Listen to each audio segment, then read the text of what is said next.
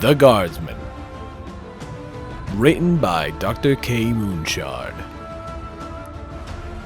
Chapter 3. Alien Gossip, Part 2.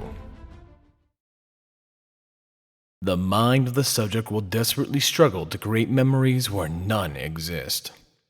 Barriers to the Transdimensional Travel. R. Lutis, 1889. The Cadian Skarskin sighed softly as he made his way into the small, rural-looking town, which must have been in its days of a medieval state. He had been marching for some time now, at least a few hours. He was relieved to see a whole side of civilization. Even if it was the old days in time, it was better than the feral world. Or, of course, a dead world. He took another step only to be hit with the thought of realization. This was a feudal world populated by Xenos.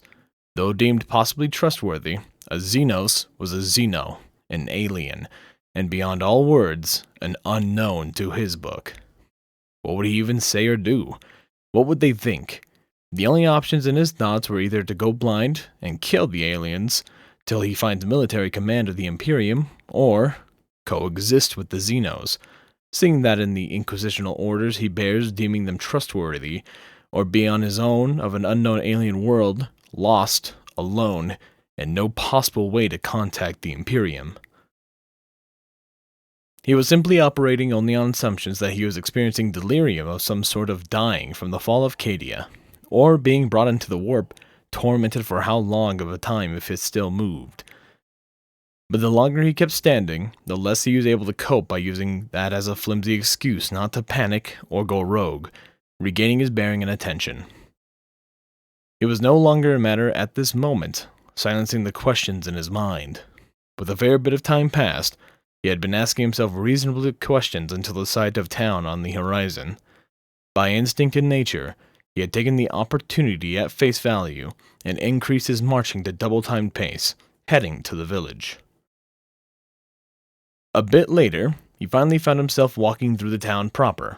These houses were small, barely to fit the size of a lone human standing, but this was a planet of Xenos. Maybe ratlings populated this village. But there did not seem to be anyone around. The doors and windows of just about every building seemed closed and shuttered, with the blinds drawn where no shutters were available. The feeling of an uneasy sense filled the air, making it almost feel cold. Something with this village wasn't right, even for a feudal world. Seeing some of the blinds open, a crevice to get a glimpse back shutting back closed, barely catching the peeping eyes from them. Fear reeks here. Something either happened, or likely still lingers here to cause these beings to hide in their homes. He thought to himself softly as he looked around and continued his march, slowing down in a marching pace, coming to a clearing where there seemed to be a large variety of closed, empty shop stalls. It appeared to be an open flea market of some type. However, the only living thing in the market seemed to be a cloaked creature in a hooded garment draped over its entire body to the boot. It only showed a count of 4 hooved legs, and near the bottom of the cloak, assumable front legs to be only exposed, so a small quadruped creature at that, with stripes from its assumed front legs visible as it pawed at the ground. It noticed the Cadian Skarskin's presence, turning around quickly, the hood falling off to reveal its face. It certainly was a Xeno, all right, yet its body psychic was near similar to steeds of the Death Riders, though rarely seen on Skarskin Cadian knew of these steeds. But this was one difference, that they did not look like the standard steed. The proportions of its body were all off. It was smaller, practically the height dwarfed to being up to its waist or hip to his size, only being 5'9", and the face, the eyes, even the muzzle were more humanoid than one might be comfortable with. He thought it was odd and some adoring sight and feeling, causing him to smirk. That is, until it started speaking. "A strange new creature, armored and cladded, yet I've never seen your kind, it seems," it said calmly in a feminine voice that the Cadian Skarskin stood a bit dumbfounded. He hovered his free hand over his last pistol by instinct to purge such a creature, but the mission came to his thoughts. Was this what hands called ponies that were deemed trustworthy in Imperium standards? Whatever this case, he relaxed his hand and just remained silent, staring down at the Xeno. She, was intelligent for a Xeno. Seeing her eyes look up and down, the Cadian Karskin staring at his armor and possessions. A warrior you are, I can see, yet your silence is quite an aspire to be, she said, coming closer, making the Cadian Karskin take a step back and hover his hand over his holstered last pistol again, making the small striped Xeno stop in her tracks. She flinched back, staring at him, seeing his hand hover over the strange metal object and a small saddlebag strapped to his leg. I know I might be alien to you, as you are alien to me, but I would prefer to be close to you or any one of you Xenos, he said calmly, staying a few feet away from the striped alien, keeping his eyes set on holding his guard for anything she might pull. So you too with these other ponies fear me, as it may be. She looked at him slowly up and down again. But perhaps both perspectives are one of the same. Now what exactly are you, and do you have a name? He sighed, lowering his guard and returning his hand from hovering over his last pistol. He didn't like her little rhyming scheme as she spoke, but being the only Xeno to communicate with, he'll bear with it and play nice, and keep any information about the Imperium to a minimum, and secrets from her or any Xeno with it.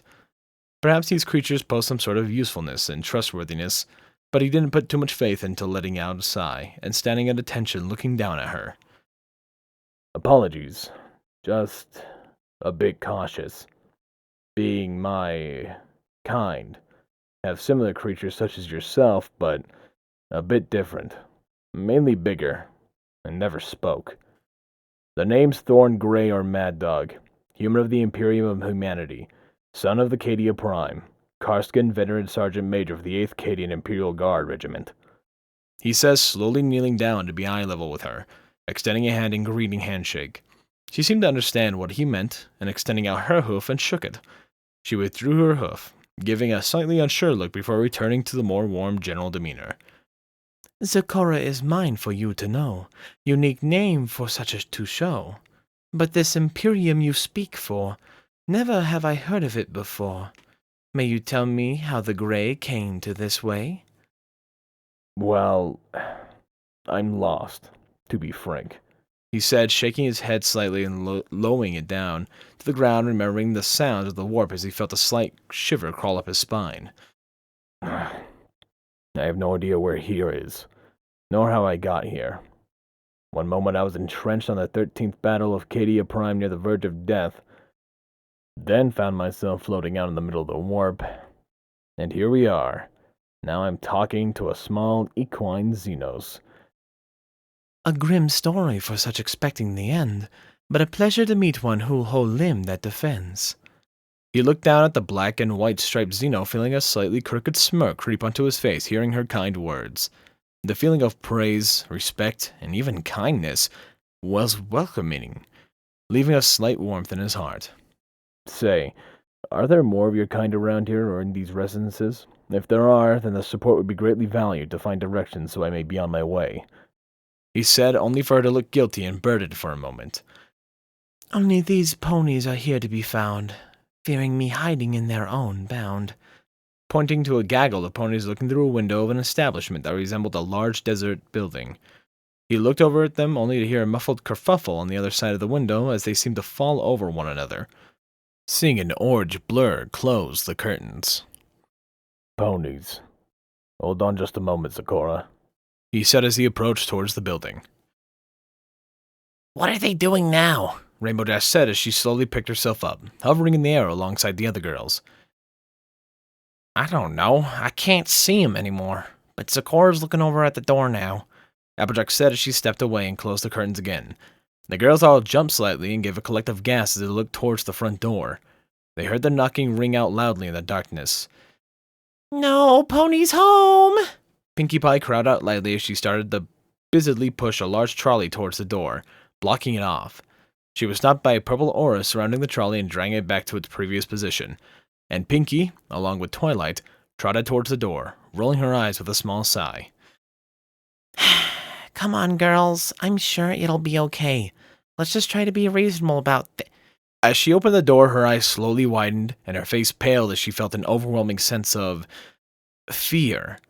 as if something was fundamentally terrifying with what she was seeing in front of her. The human had looked relatively off-putting from a distance, but up close. Close up, the very sight of them seemed to make her want to scratch her eyes out with her hooves. She felt horror, as if something vital wasn't right, as if she was staring at a ghost, looking at him being so close to her. Even the light itself seemed to swear off contact with the creature before her, rendering them a thing-shaped void in her doorway, save for the bright orange of their goggles' visor. Even the air around the thing seemed to darken lightly. Its aura was absolutely ominous. And then, looking down at her, save for her own reflection staring back at her wide-eyed irrational fear, the smell of a creature standing before her as she looked down at the brown smears, seeing a deep red mixture, caused her to immediately vomit, her entire body shaking uncontrollably as if she was being tasered. Her breathing grew more rapid and panicked. Bowing her head to the ground and falling to the ground, she broke out in tears, emptying her stomach when she saw the thing as her friends, and the humans didn't even know what to think. The little purple unicorn in front of him screamed, vomiting and crying on the floor before finally fainting. He slowly dropped, kneeling down, hovering his hand over his last pistol and his others to slide along her neck to see if he could find a pulse. Mad Dog watched in pure confusion. Maybe it was the Xenos pony sort of reaction to an alien, let alone an alien human of their world, but that the worst of the warp may have left its disgusting marks on him when he was pulled out. As he looked down at the purple equine, Xenopony seeing a single horn on her head as he gently moved his fingers around her neck, finding a pulse, studying the creature. Alive. Only fainted. In rest. Perhaps out of psychological fear, maybe. Hey! Get your stinking paws off Twilight! A blue-winged Xenopony said to one of the other ponies in the group as they dashed towards him. Why don't you pick on some pony with some guts? She finished weakly as her running slowed until she was within a few feet of him, with the sight of a weird small metal barrel pressed against her head. She stared at the creature, gripping the metal box thing in a tight grip, and could see one of its eyes faintly through its visor as it stared back into hers. They were empty, void of any emotions but distasteful rage, as if he was prepared for her to come charging at him. She was terrified like the purple one had been, but seemed to do her best to hide her fear over her bravery. She was undoubtedly afraid nonetheless. Poor charge results, but good effort to hide your fear even against an unknown creature. It's admirable, yet foolish.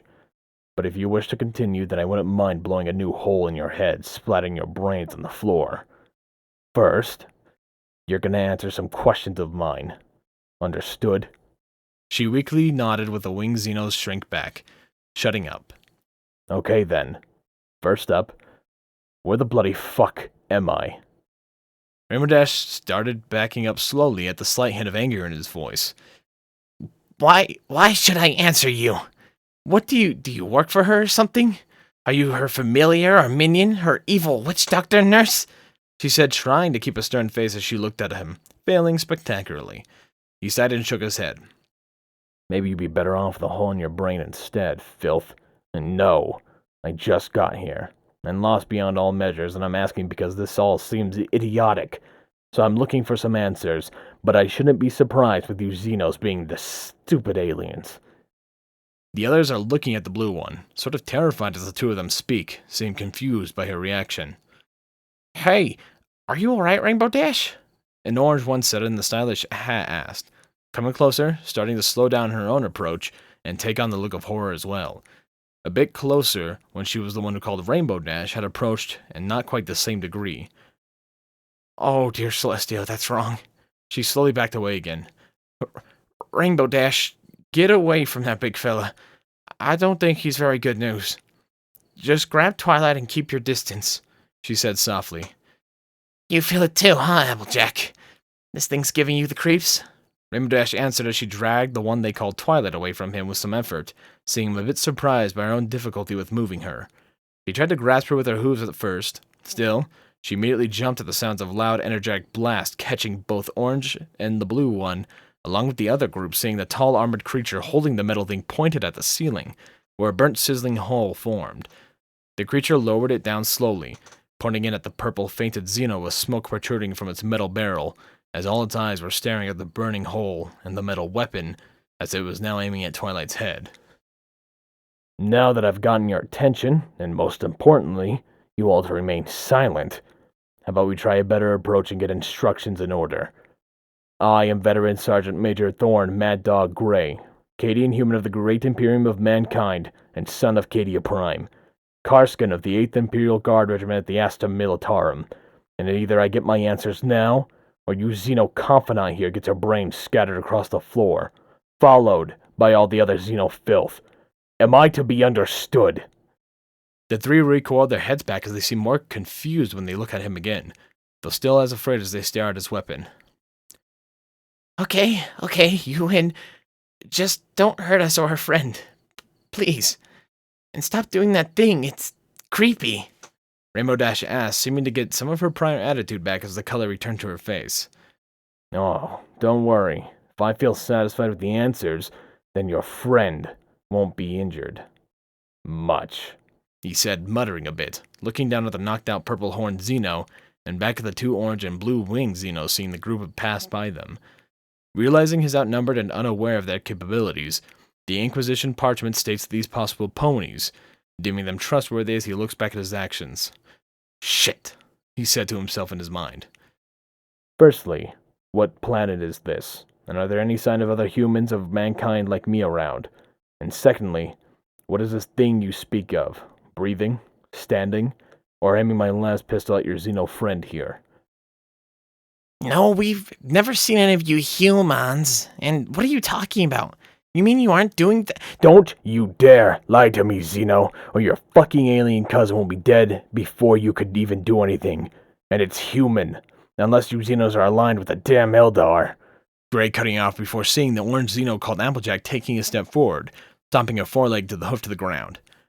Hey, she ain't done enough talking to you, vermin, and that weird thing you're making yourself weirder and wrong. The other three seemed just as confused as he was at that question. The white one with the purple mane speaking up. Applejack, darling, could you please about giving us a clue for this? She chimed in softly, refined familiar accent to Gray of a bent royal low Gothic, as she and other two had not approached him when he went to go check on the unconscious one. He watched carefully, backing away slowly to be the other side of the room, watching the group of Xenos talk, lowering his last pistol to his hip, but keeping it aimed at them as he stands observing the 6 creatures. They did not seem to be paying much attention to him, though, at this point. They were more focused on their friend coming around cleaning her up and trying to wake her up, till a small purple reptile of some sort ran over on 2 legs to place its claws on her side as it gave her a concerned look. The man wasn't sure where they came from. He must have missed them in all the commotion. It bared resemblance to a lizard, perhaps those salamanders that the books he read and heard from other guardsmen saying that they breathe only flame and are practically the birth of flames themselves. Twilight, are you all right?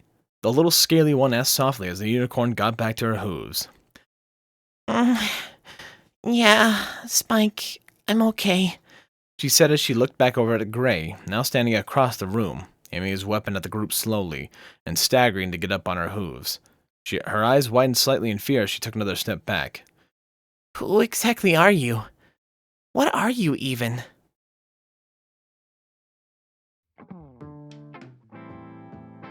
There we go.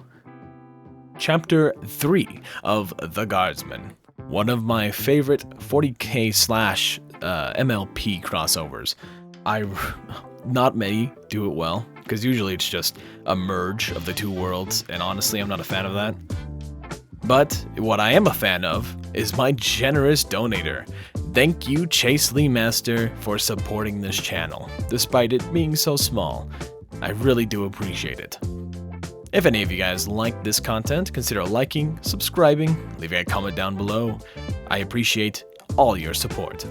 This has been Firehearth. Have a wonderful day.